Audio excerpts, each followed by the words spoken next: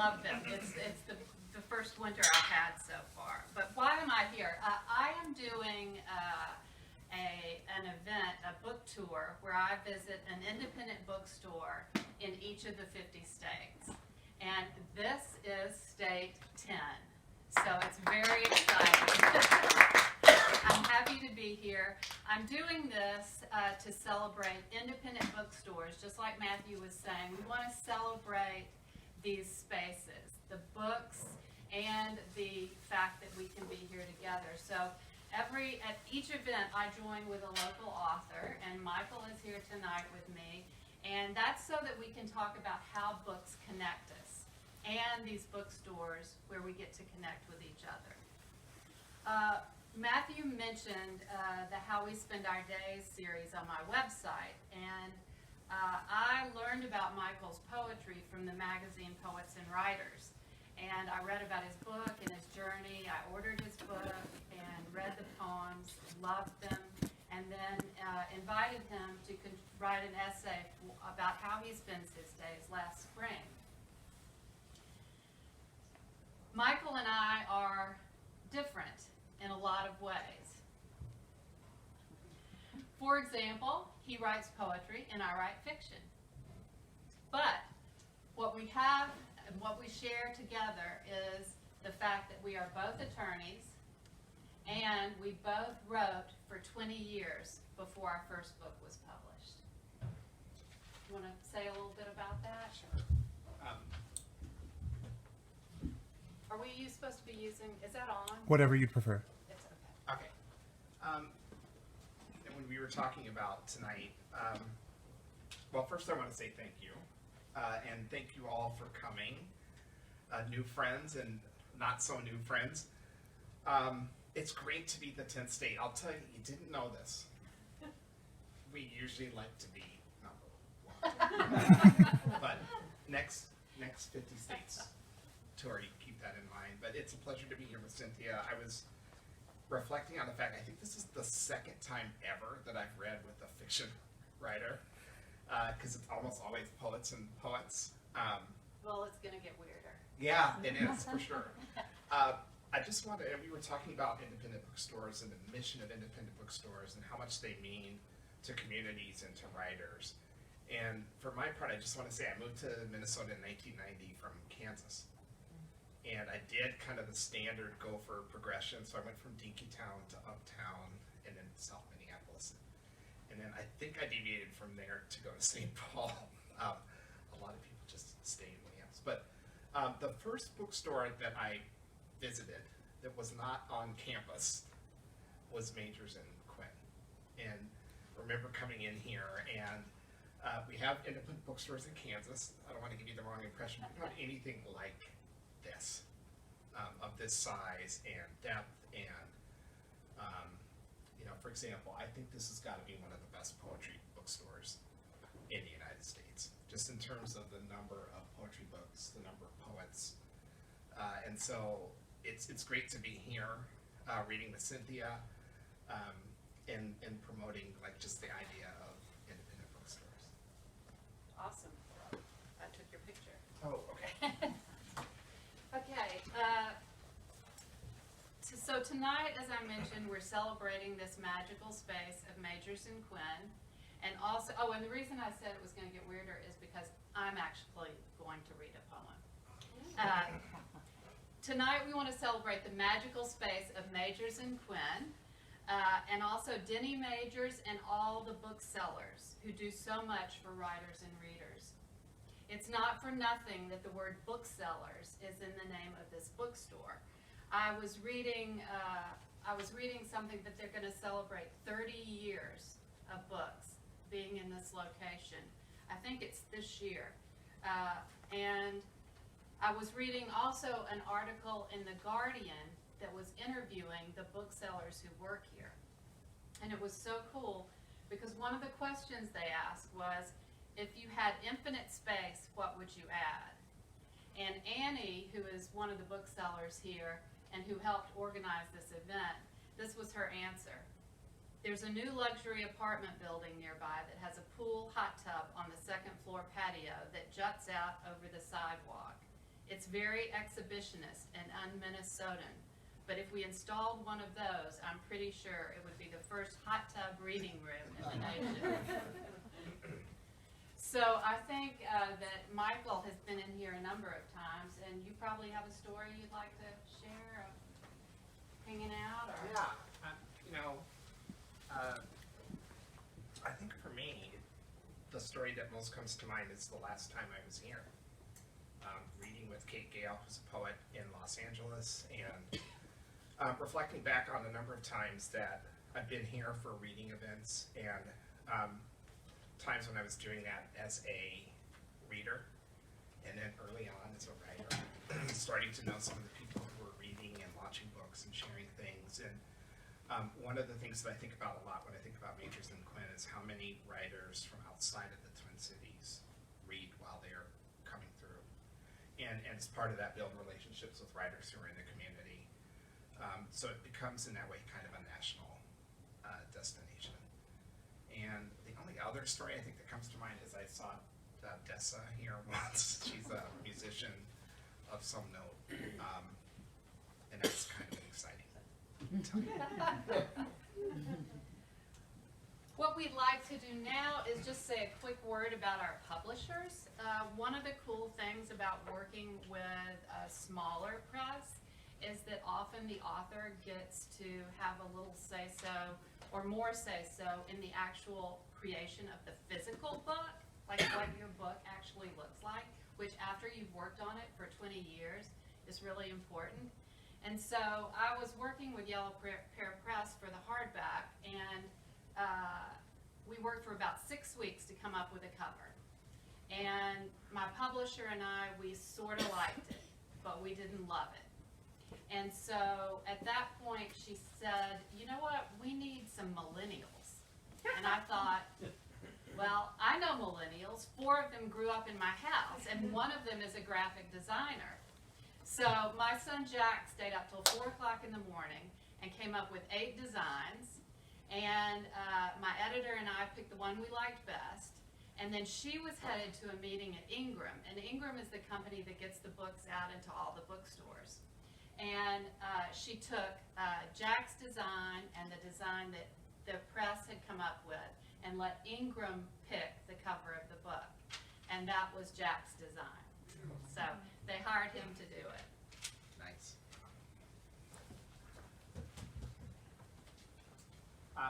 My publisher's Milkweed Editions, and they are simultaneously a small press and not. So in publishing, we often think of the big 5, the publishers that are based in New York and have multiple imprints and are trying to merge, and they spin off divisions all the time and that kind of a thing. And Milkweed is certainly not part of that group, but they are an independent national press, a nonprofit publisher with a mission that also allows them to publish poetry, which is often not the most lucrative genre. If you didn't know that, I'm sorry to be the one to tell you. So first books in poetry are often published through contests. And that was the case for my book, the Max Ritvo Poetry Prize, which is named after a brilliant poet, Max Ritvo, who died, I think, at 26, and whose book, Before Reincarnations, is just spectacular and full of life and vision. He was definitely destined for a spectacular career, but died of cancer at a young age, and his family endowed this poetry prize in his honor. I'll spare you the long story about how I was selected for that, but I'll just say that an early email I got from Milkweed Editions was, what would you like to do for the cover? And I wrote back and said, I'm fine with whatever you decide. And I think, they've been around for 40 years, and they've probably worked with just about every kind of writer you can imagine, and they wrote back and said, absolutely not. Because for sure I would have been like, no.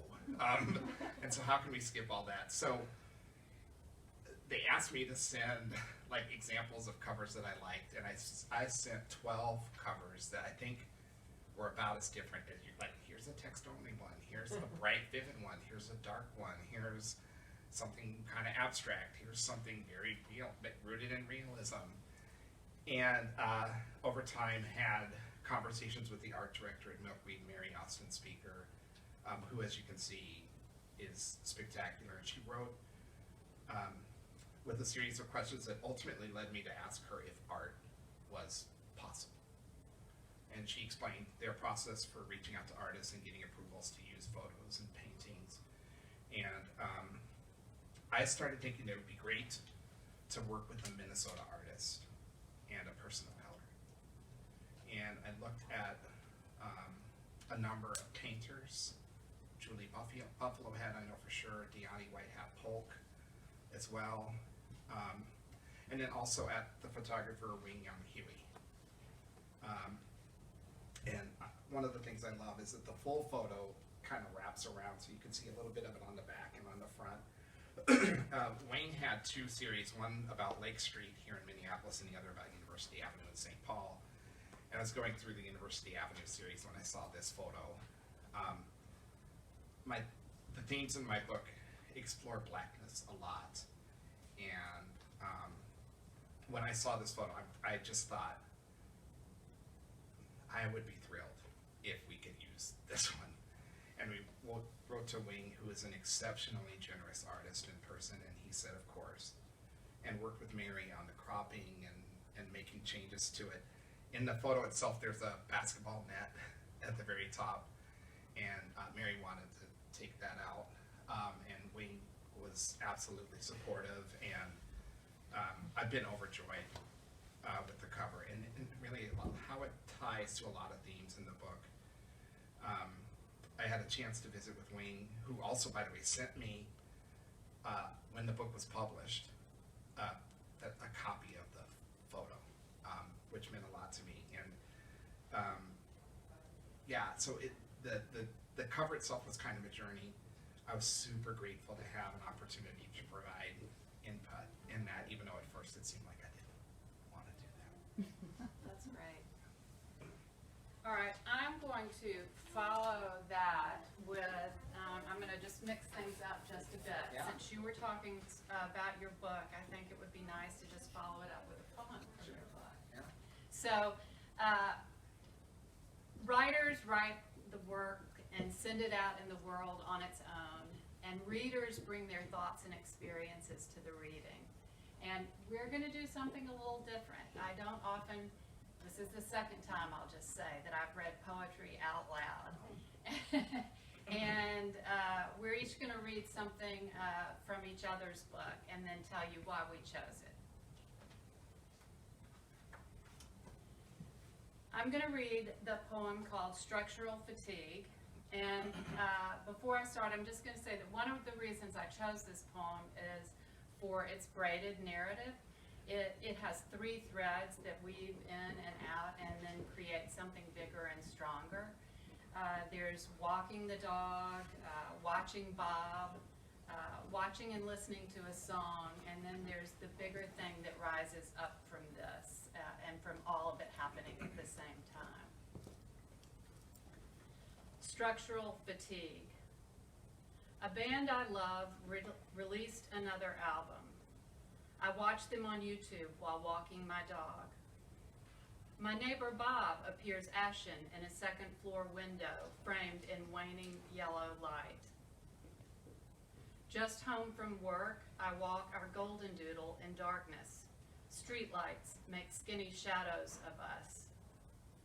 In the video, the band looks haggard, older, strung out maybe.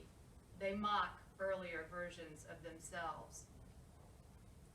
Bob and I had a competition for best shovel and best mow, except he had no idea we were competing. Buds in, volume up, senses down. These are safe streets, but I can't see much or hear outside of the song. The boys in the band are half my age. They live and describe a zeitgeist different from mine. Months ago, Bob, already frail, at least an octogenarian, suddenly stopped mowing or shoveling. He vanished. Puppy and I reach a dark house where a shy woman lives with a chatty man. Their Pomeranian is barkless and old. The band has an esoteric name, unrelated to anything really. 3 words, 1 syllable, 1 syllable, 2. Barb took over. She's tiny, lovely, married to Bob. Now she shovels and mows and plucks creeping Charlie by hand. My puppy is 8 months in chaos. The Pomeranian sits in an unlit yard, doesn't know we're coming till we're already there. The band sings about sex and alcohol and mortality. Their song includes one of those direct address meta moments. I hadn't seen Bob in many months when he appeared, small in his window, staring at nothing, petrified. In my ear then, the band asked, "Don't you realize our bodies could fall apart at any second?" Here's the deal. Structural fatigue. Here's the deal. Structural fatigue eventually causes breakdowns. I am 50 in chaos. My whole body groans. Never have I ever shoveled or mowed better than Bob or Barb. Doesn't matter anyway. Very little does. Watching Bob in his window, I noticed for the first time the complex time signatures. All the instruments play a different meter. I imagine myself decades hence, which is selfish, I know, but I am somewhere inside the middle of my life and still preoccupied with sex, alcohol, and mortality. Only the ratios have changed. I write to you 500 days into a desperate reign. Alchemy is oversubscribed. People line up for more. I'm wide-eyed and tired, but last night I had a dream, and in the dream I was asleep. I needed more rest. I tried to wake in the dream without waking myself up in real life. It can't be done. We arrive to a lightless place. Our shadows disappear but remain. The song is about the song, and I can't deny I am enervated. Our king is mad. Our king is grim, dim, dimming. Our king is mean. The boys in the band convert fragility to urgency. They want to get laid. Bob waits to stop waiting, whitened down to gray, to blue, quiet as an empty house, a sleepy reverie, and I know he has forgotten me. At last, I answer them and him, no one, everyone. I do, I say it out loud. I do, I do. So, I love that poem, and that's why I chose it. I love the details, the waning yellow light, the syllables of the band's name, that Barb plucks creeping Charlie by hand. I love the echoes, 2 dogs, 2 neighbors, 2 mentions of age and chaos, 2 mentions of sex, alcohol, and mortality. I love the subject, aging. I'm actually obsessed with it. And I love how we see it in each of the different threads. Bob is old and the Pomeranian is old. The boys in the band are young and the puppy is young. It's in Bob's story, it's in the song lyrics. But most of all, in this poem and so many others in this collection, there's such care and respect for the people we don't really know, but who we cross paths with during our days. And that feeling that we're all in this together rises up from this act of noticing them, I think. So, well done. I loved it. Now I'm just going to tell you, before Michael reads, just a little bit about Tidal Flats. And Tidal Flats is the story of 2 people who want different things from life, but want a life together. Cass wants a husband who comes home at night, but Ethan's work takes him to Afghanistan, often for weeks at a time. Ethan wants children, but Cass does not. They reach an agreement. Ethan will continue going back and forth to Afghanistan for 3 years. At the end of that time, he'll come home whether Cass wants children or not. The novel opens 9 weeks before he's supposed to be home for good.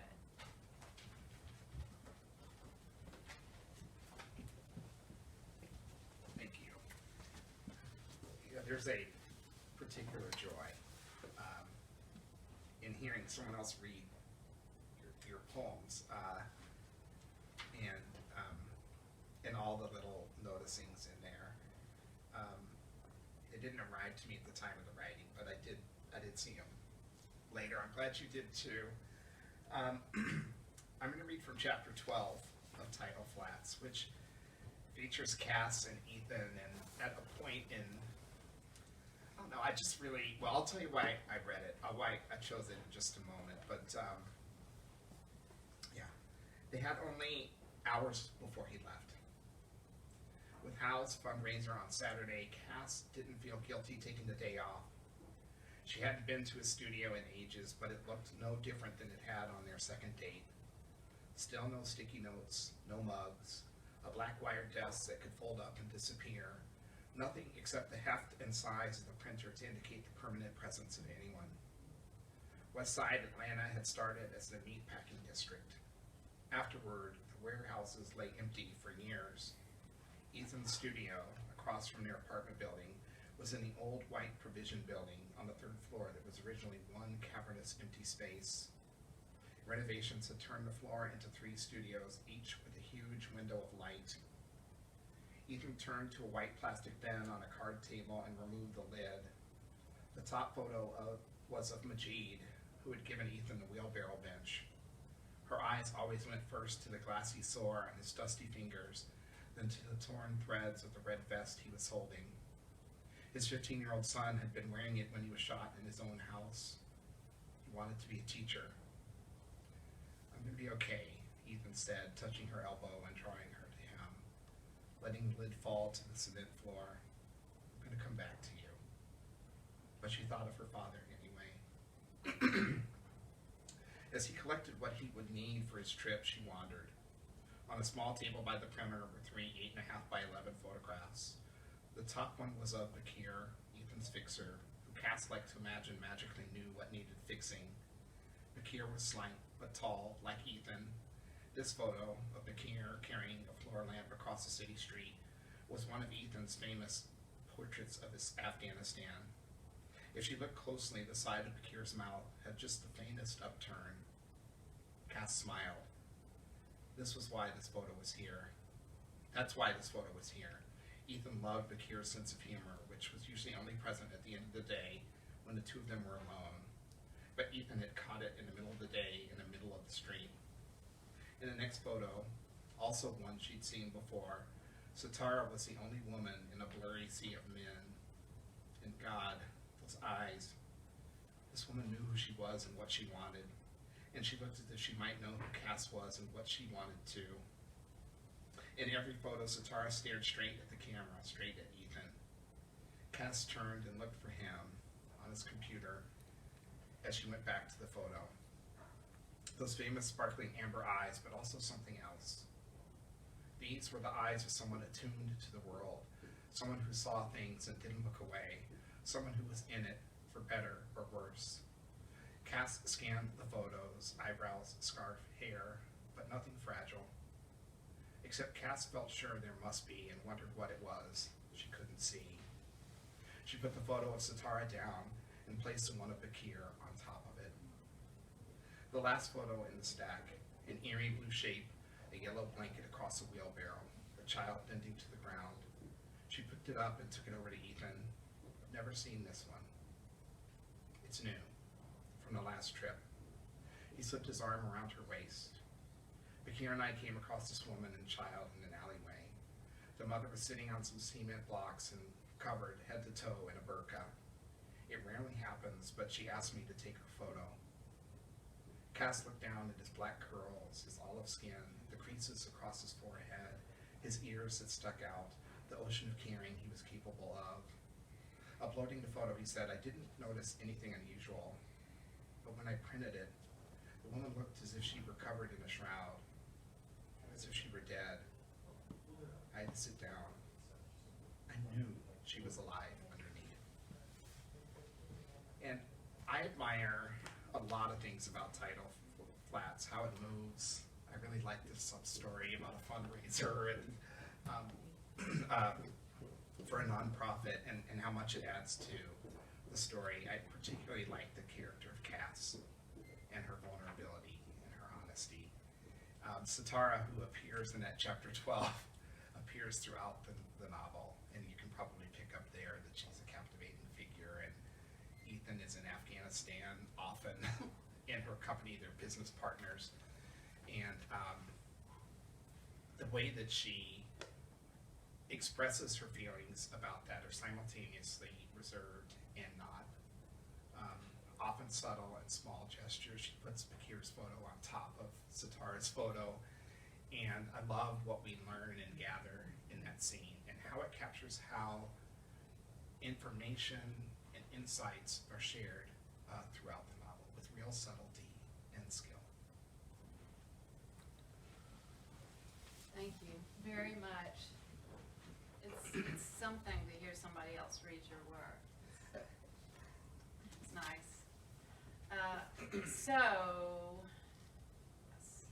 Now, despite the fact that Michael's book is poetry and mine is fiction, these two books speak to each other in a lot of different ways. Both books talk about love and hope and absence and marriage. They also speak to each other on the subject of missing fathers, actually missing them, and also fathers who are missing in the lives of the narrators. In each book, fathers were killed at a young age, and now we're each going to read a short passage from our own book on that subject.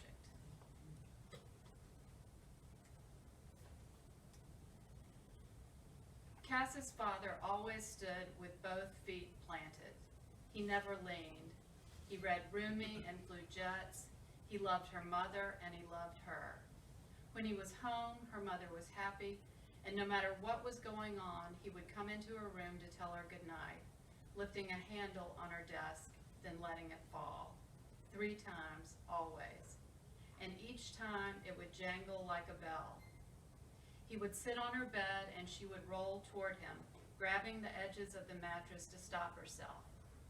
With the wall on one side and her father on the other, she felt safe. After the jangling came the tickling, and after the tickling came the part where he rested his hand on top of her head. And finally, the part where she said, "I wish you were here every night."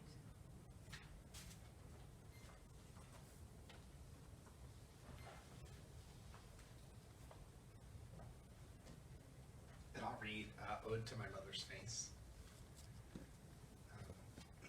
Just quickly by way of introduction, I was in a poetry group at the time that I wrote this, and we had this moment where we gave each other prompts. And one of my poetry group friends said, "Write a poem about your dad." And you know, artists are like, I'm not going to do the assignment. But as I was driving home, I'm like, I'm going to write a poem about my mom instead. Like, how hard could that be? She lives 2.1 miles away from my house, according to Google. And how hard could it be? And it was almost impossible. But this is the poem that resulted from that exercise, Ode to My Mother's Face. Crowned by carob and silver down, lovely across her Oklahoma earthen glow, my mother's face is an ovate frame with apostrophe eyebrows possessing the massive planets of her eyes. I love her countenance captured in a photo from 50 years ago, before her lover was killed and not replaced, before the joys and blood of motherhood, a powdery base against her sharp white uniform, a tidy nurse's cap resting comfortably on her nest of ideas, her graduate's smile, her tirelessness, but not like I love her face at 80. Her ears unchanged in size, the knot she owns above her heavy glasses, sad growths crowding her eyes, deep folds arching away from her widening nose, around her skeptical mouth like parentheses staging the lush curtains of her lips, the ones letting you have just enough show to realize you're missing something. My mother is the lone freckle on her rank cheek, put in place by Providence, a period, wanting the next sentence. Do you want to read one about missing fathers? Yeah. Or? Okay. Thank you. I'm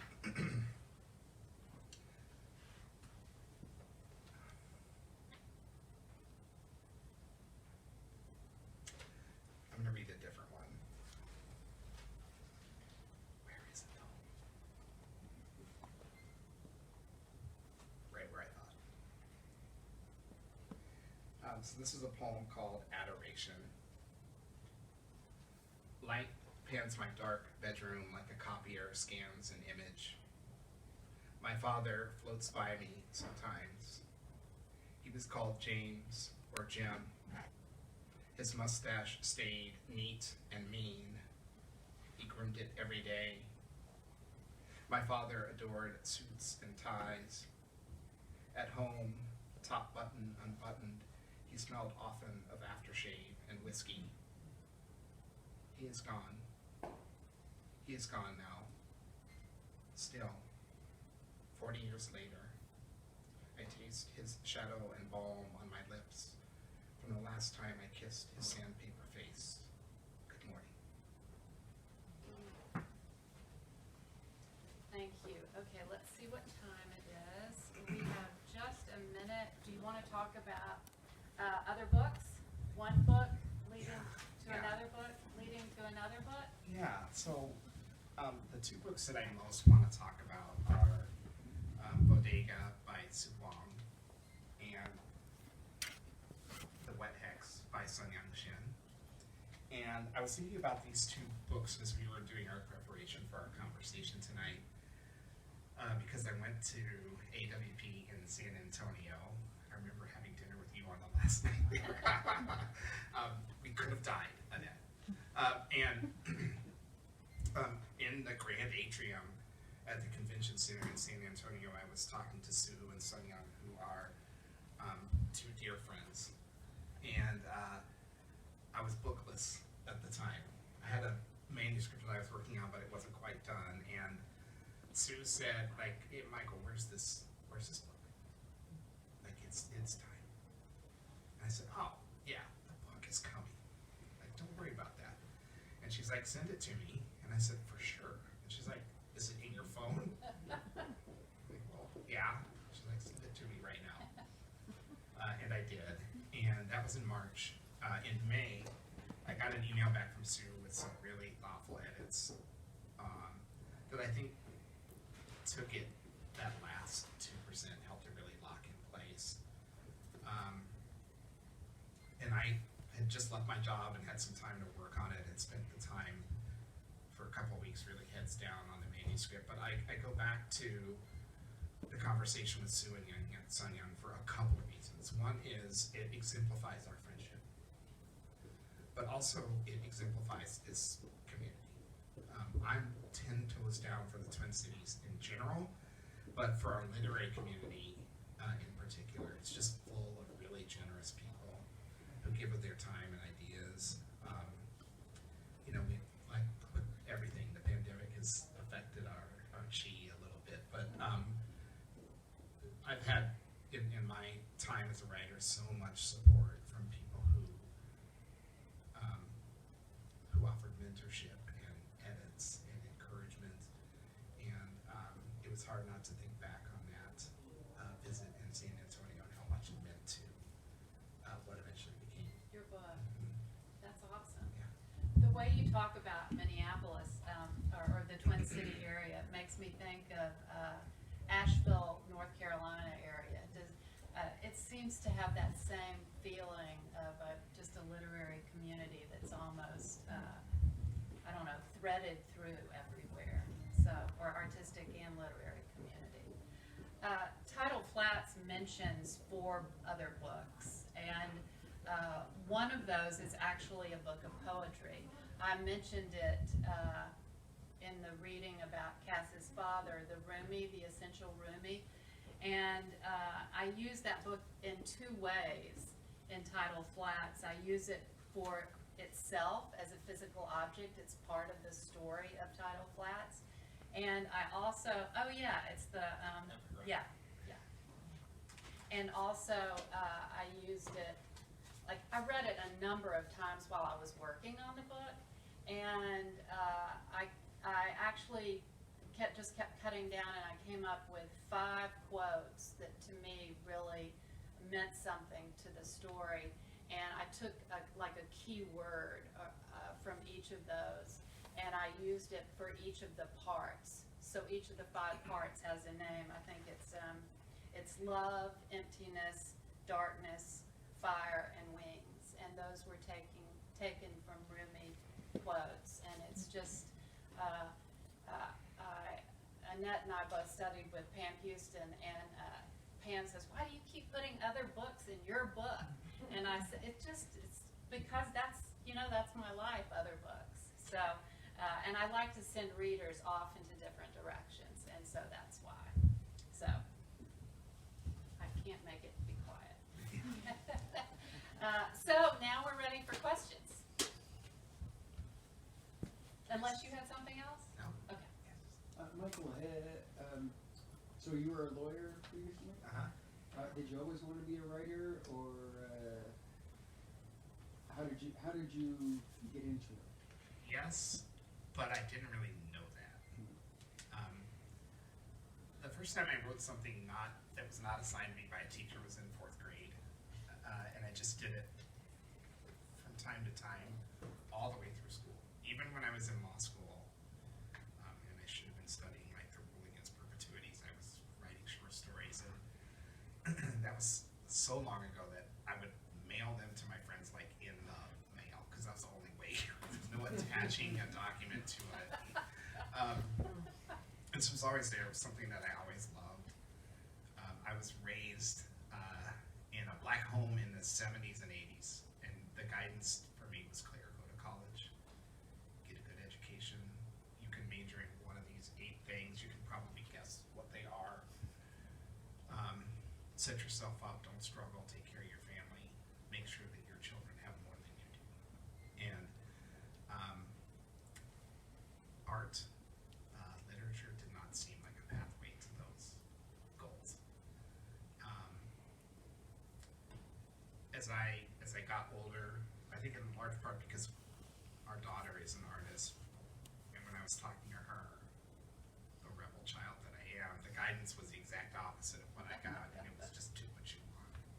We're here for such a short time. Give yourself to this thing that you care about and love, and things will kind of take care of themselves. We're hoping that's true right now. I don't know. But at a certain point, talking to her about that, I found myself asking, "But are you doing that?" And started to contemplate a pathway from a more steady 9-to-5 career with that pretty awesome every other Friday payday toward a life that allowed a lot more time for writing.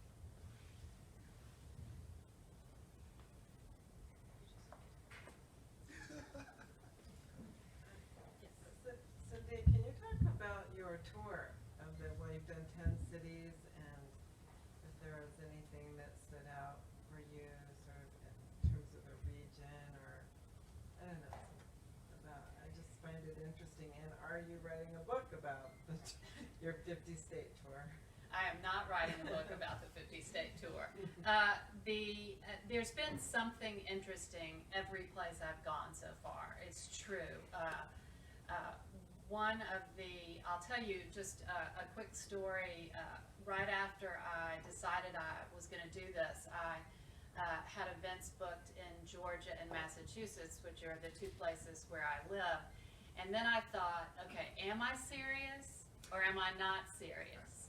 And if I'm serious, I'm going to work on making my next event or booking the next event in a place that's far away and that I've never been before.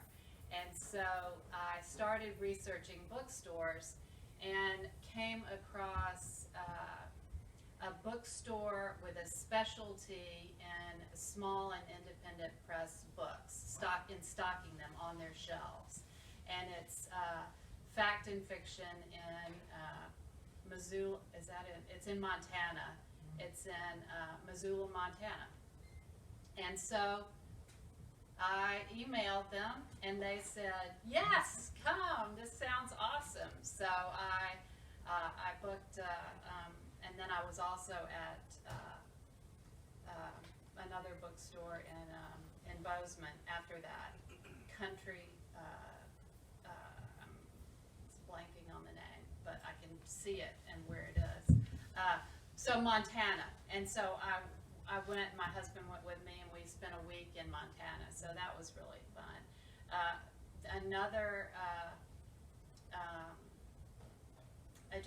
People tell me their favorite bookstores, and I write them down, and so that's really fun.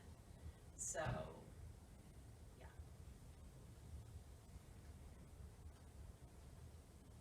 I've got one question for each of you, but I'll start with Cynthia. Okay. You have some really unique character names in your book. How do you arrive at what you're going to name your characters?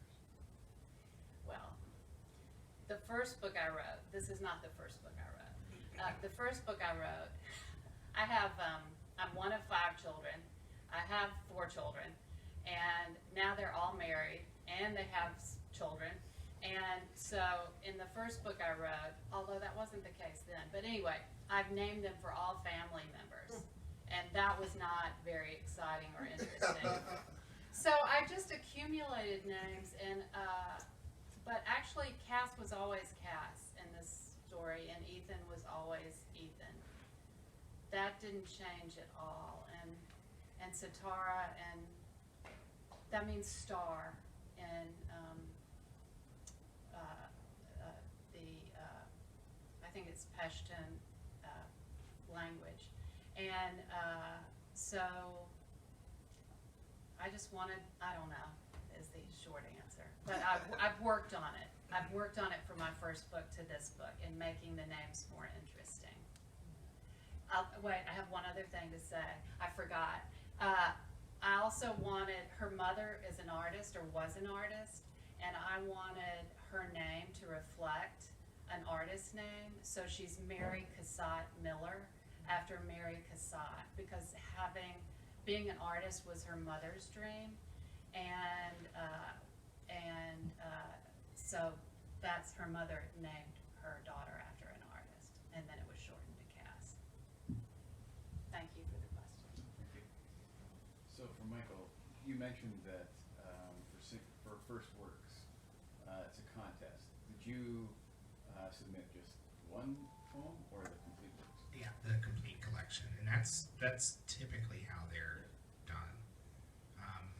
Just a number of publishers will have a prize. It's typically named after a person, not always.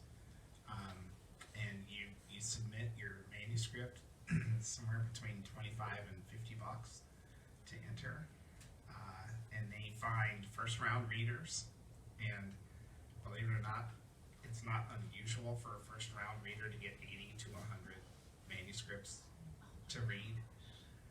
The common guidance is read until you're certain. There's so many different strategies for how people do that. But so I submitted to the Max Ritville Poetry Prize, which,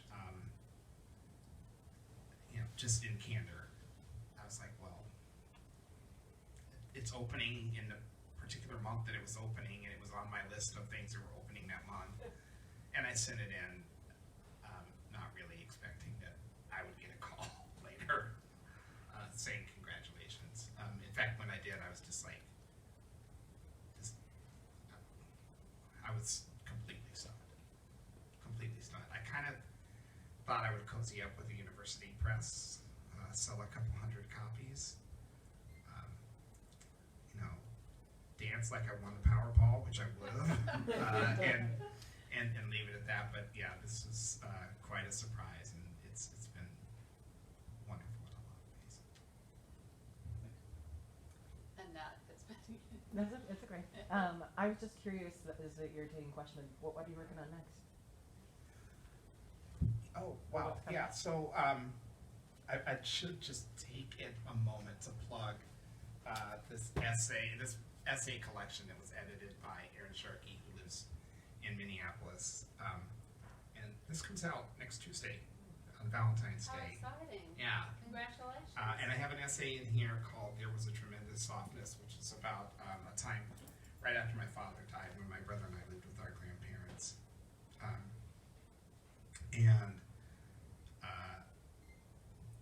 I found a publisher for a second book, which is a memoir about my love of lap swimming, but also my complicated relationship with lap swimming. I was driving home the other day and listening to the Moth Radio Hour for the first time, as far as you know.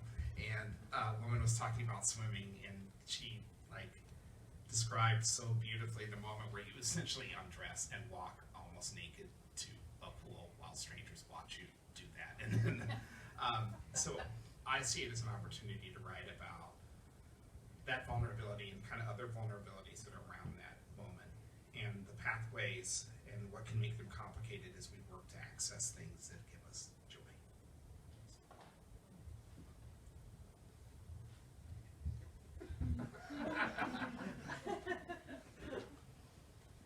Other questions?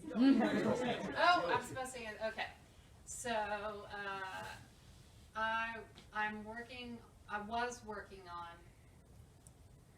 was working on a novel for 2 years, called The Glove Factory. I'm 2 years in, and then I got the word that not only was I going to have a novel coming out in April, I was also going to have one coming out in June. And so the edits were scheduled for July to start for the one in April, and so the press wanted me to work immediately on edits for the other one, and so I could give them 11 weeks. So I did 11 weeks of edits on the book that was coming out in June, then I did the edits, 11 weeks of developmental edits on the book that's coming out in April, and then they kept coming back, for more. And I said, when I first started this, okay, Sunday morning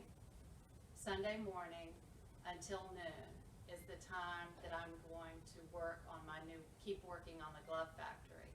And because I'm 2 years in, I'm a year away from what I would think would be a finished draft, and a revised and finished draft.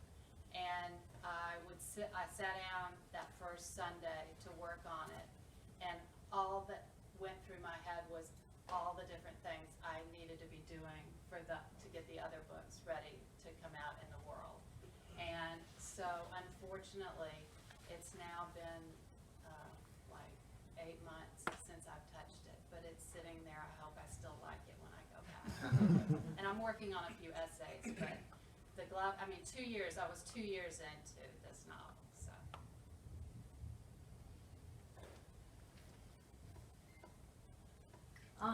For either one of you, what are some habits or ways that you find conducive to working on your writing? Or things like you do to kind of get in the zone? Okay.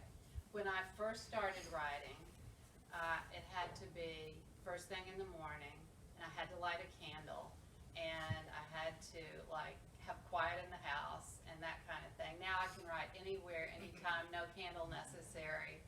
And but it does take a free mind, I think. Would you agree with that? Yep. If you're stressing about a to-do list, it's not conducive. I think that's one of the reasons.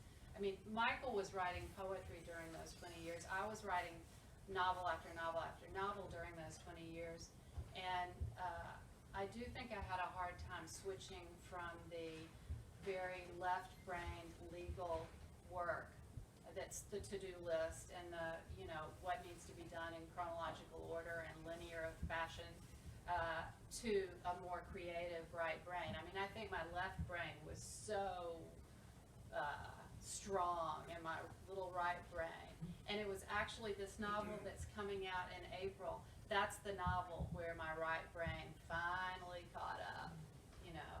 So, and so it makes it easier to work. But, you know, I think it's such a personal decision. Some people like to have lots of noise. Some people like to look out a window and have something like an ocean or trees, and some people want to stare at a wall. So, personal. Are you having trouble? I'm not a writer. I was Okay. just curious. Yeah. I teach at an arts high school in St. Paul, and Monday, I was talking to the students about executive functioning and how the ability to organize your day, initiate tasks, prioritize projects, like all the things that we associate with getting things done, is an important skill to have as an artist. I'm only going to be able to get away with so much here because my wife is in the audience. But one of the things that I did as I was talking to the students about that is I graded myself for executive functioning. And there's some things within that I do really well. And there's other things in there that I really struggle with. Task initiation is one of them. I always kind of crack up if I really need to write a poem, all I need is a deadline on some other project. For sure. A poem is coming for sure. So I think I came to poetry because I love it. I loved reading it, I loved writing it, but I also think that I came to it from necessity. I can manage it in the space of a day. There's this phenomenon that's starting to get a lot more attention. There's a lot of poets who write poems on airplanes. I think there's something about that liminal space that lends itself to that kind of a thing. But I think what stands out for me from that idea is that there are these moments. I love that you said first thing in the morning. I enter wild mind at 9 p.m. I wish it were otherwise. But there are moments in the day, and there are moments in the week when it just feels right for that kind of work. And what I've kind of learned to do is to make hay during those moments, understanding that a bigger project like a memoir type project is one where that kind of, I'm just going to write a poem today isn't really set up. So I'm learning to kind of schedule time for writing, concentrated blocks of times to kind of do it. But beyond all that, it's just this desire for whatever conversation it is that I really want to have. And there's a point at which that desire is strong enough that it kind of obscures everything else. Is that good? Thank you all for coming very much.